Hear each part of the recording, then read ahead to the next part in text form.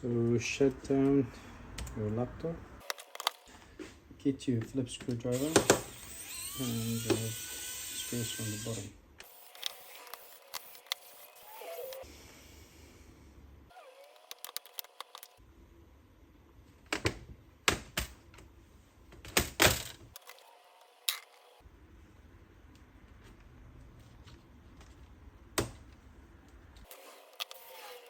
So these are your RAM,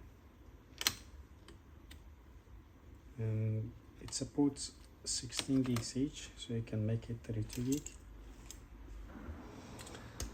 This is your SSD. Just peel off that cover so it reveals the screw.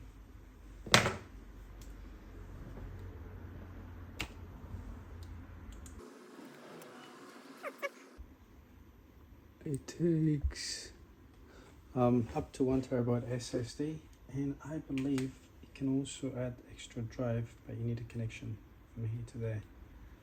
And you may need to remove that to be able to fit 2.5 inch as well.